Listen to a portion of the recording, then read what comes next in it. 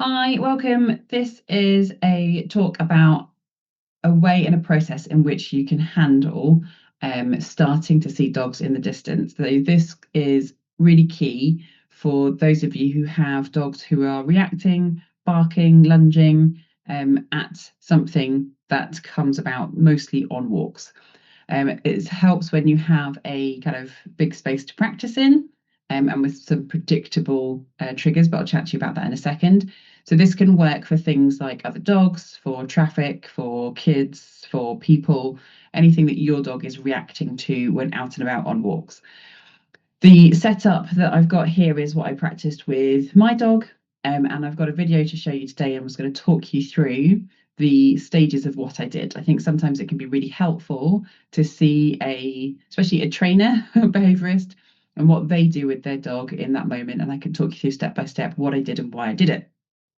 Now, please remember, like with everything that we do, this might not be the right way for your dog. Have a play around with it, have a try. It might be that it needs tweaking, it might be that you need to do something slightly different, but hopefully it'll give you a basis of something to try with your dog and work on.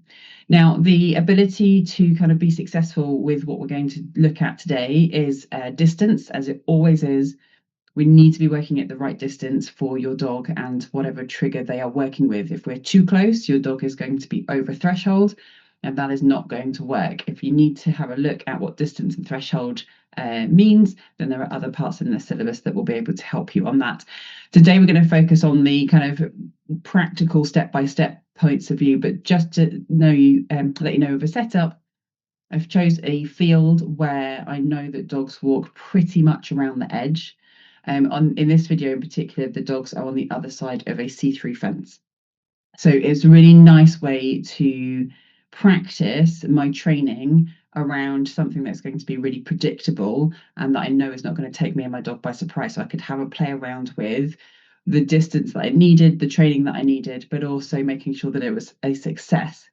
Now, most of our walks, I know real life is real life, and you will get times when people come around a corner or come too close to you or let your dogs run over to you. Of course, that happens. But most of the time when we're doing our training with the reactive dogs, we want to try and go to places where we can get this set up so that we can have success. We also want to make sure that we're only training when we are in a setup that's going to work. Okay, so we want to make sure that we're getting a positive experience out of it for both us and our dogs. So let me just share my video with you and then you can see the setup in more detail. So just looking over here, because this is where my other screen is. This is my dog here and obviously myself behind him.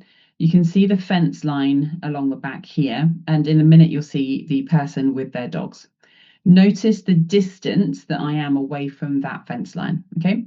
This is the distance that my dog needed at this moment to be able to disengage, to focus on me, to work with me. Now, it's really important that we don't think of this as avoiding other dogs. This isn't avoiding other dogs. I'm not taking my dog away from the situation. The only time I would really do that is if it wasn't the right situation for me and my dog to succeed. So, for example, if this dog was off lead and charging towards us, then I would just avoid, okay, because that would be an unsuccessful interaction at this time in our training. But because I could see that it's going to be a success, I didn't avoid, I stayed in the situation, but I managed it so that we could make sure that our training went well. So at this stage, my dog has noticed the other dog, okay? To be honest with you, he probably noticed the other dog way before this. This is the point at which we caught it on camera. But you want to be doing some sort of training and engagement work at this stage. The longer that your dog gets to stare at and focus on their trigger, the more likely they are going to have a reaction. It's a bit like a wound up toy. They're just looking and looking and looking and staring, okay? Now, for my boy here, his body language is quite tall and stiff, but he's a bull breed, so that's his default. I know that he's just information gathering here and that he's under threshold, but you guys want to get to know what your dog looks like when they are over and under threshold and what their body language looks like. And we want to be able to make sure that we're working under that threshold. So your dog is able to notice the trigger, but we're not fixating, we're not staring, we're not starting to kind of get wound up about it. Okay, so I'm just going to play this slowly so I can talk you through the steps. Now, I've taken a step back from my dog here. And I've done that because I want to help him understand where he needs to go. So a lot of reactive dogs will go towards, which always sounds really weird, especially if they're scared of something, because you think, well, why would you run towards something if you're scared of it? But the way that some of dogs work is that they'd rather go in and see the trigger away, or control the situation, because that's less vulnerable than staying still and that thing might come over to your dog that you're working with. So I take a step back. Now, this is a precursor in the sense that my dog already has an understanding that he needs to come away. We've worked on that a lot. And that come away is his default to, if he's worried about anything, he always comes back to me. Okay, I am his safe space. So that's his visual cue to come back to me, which he doesn't action. I need to give him a little bit of a helping hand here by doing a little bit of a hiya and a bit of a wave. And I needed food treat in my hand at this time to help him out. So he's heard the bag rustling and he's seen my arm out, and there's enough visual and sound cues there to help him to go, oh, my human needs me. I'm going to turn around and go back. Now, I might also put in a verbal cue as if to say, come away or come to me or look. It doesn't matter what you use. But basically just help your dog out as much as they need to be able to disengage from the trigger that they're staring at and to come to you. That's going to immediately lower their stress levels. That's going to really help them to kind of go, actually, I don't need to worry about that over there. I'm just going to go to my person. And then they get a positive outcome from that because they come to you, they get fed, they get fussed, they get toy, whatever your reward is for them in that moment. And it helps to just lower their stress. Okay. So he comes back to me here. I take another couple of steps back. Now, this can be really handy if you want to increase your distance. So your distance will depend on how easy it was to distract or to redirect your dog to you. If it was difficult, then you need more distance. You might want to move back a little bit further. And notice how I reward him on this side. Okay, that helps to block the visual between him and the dog for a second. They'll just come into sight here and you can see where they are. I'm happy for him to move forwards off the back of this. Here's the dog in the distance here. And what we're going to do though is move parallel. So he's there now, and I'm going to keep my body in between him and the other dogs, and we're moving parallel to them. This is really important. A lot of people will start moving then towards their trigger, which is the worst thing you can do, because your dogs come to you because you're a safe space, and then you start leading them towards the scary thing. So your dog's going to freak out and not want to come to you, because every time they do, you take them towards that scary thing. So I'm going to not avoid them and walk away because I don't need to. I'm going to walk parallel to them. So I'm keeping the distance the same between the trigger and my dog. My dog decides to check in with me here. I'm going to make sure I reward that. That's a really good one. Rather than him going back to focus on the other dogs, he's made a choice to come and check in with me. So I reward that. Thinks I've dropped a treat. I trust him now to take another look. Remember, we don't want to distract our dogs completely. Otherwise, they don't learn what's going on around them. So I give him a chance to have another look. Body language here is much more relaxed. His head is lower, his body is less tense.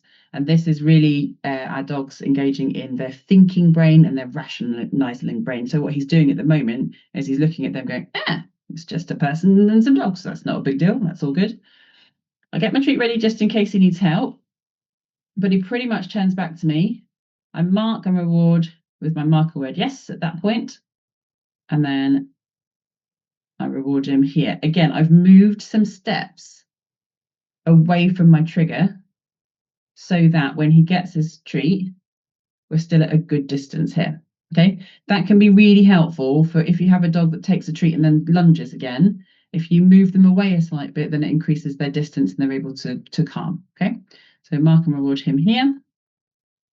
I feed him to mouth at this stage because I don't want him kind of moving around too much. I like the focus on me, but you might want to throw treats out if you want your dog to kind of really focus and really be driven by those treats. You can have a play around with what works best in the moment. At this stage, my dog has basically forgotten that the triggers are there. But obviously he's very aware that they're still there. He's just deciding not to engage with them, which is what we want.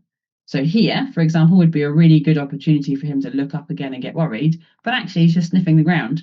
And in terms of what we want our dogs to do around triggers, we just want them to be normal dogs, right? Just sniff the ground, potter around, look for food, watch the butterflies, there's a dog in the distance, but it's not a big deal. Don't really mind about it. And then he comes to me after that as well. Notice throughout the whole thing, I've used a long line. I'm a big fan of long lines when it comes to reactivity. They are a faff, I understand. They're difficult to manage. I've only ever given my dog enough lead so that it's just off the floor. You'll see most of it is tied up in my hand, so I don't get him running towards the end and lunging and hurting himself and me. But this gives me the chance to be able to move more freely so he can follow my body so we don't get stuck. Notice how far apart I am away from him here.